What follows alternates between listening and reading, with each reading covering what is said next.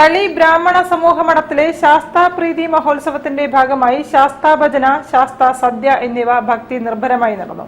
ശാസ്താ ഭജനയിലും ശാസ്താ സദ്യയിലും നൂറുകണക്കിന് ഭക്തജനങ്ങൾ പങ്കെടുത്തു.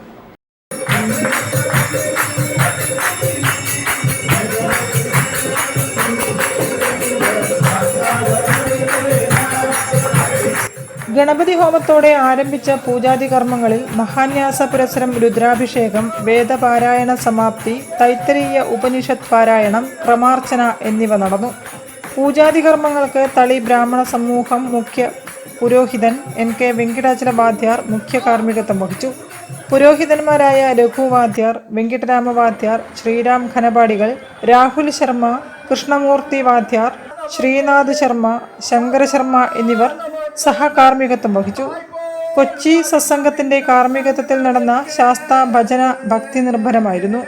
ഇടപ്പള്ളി ഗായത്രി ഭജന മണ്ഡലിയുടെ കാർമ്മികത്വത്തിൽ വഞ്ചിപ്പാട്ട്, വായ്പാട്ട്, സമ്പ്രദായ ഭജന, ദിവ്യനാമം, ഉഞ്ചവൃത്തി ഭജന, പൂർണ്ണ പുഷ്കരാംബ സമേത ഹരിഹരപുത തിരുക്കല്യാണം എന്നിവയും നടന്നു.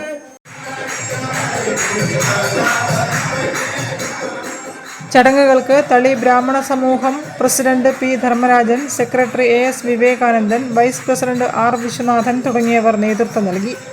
News bureau, Kozhikode. കൂടുതൽ വാർത്തകൾക്കും വിശേഷങ്ങൾക്കും കോഴിക്കോട് ജില്ലാ വാർത്തകൾ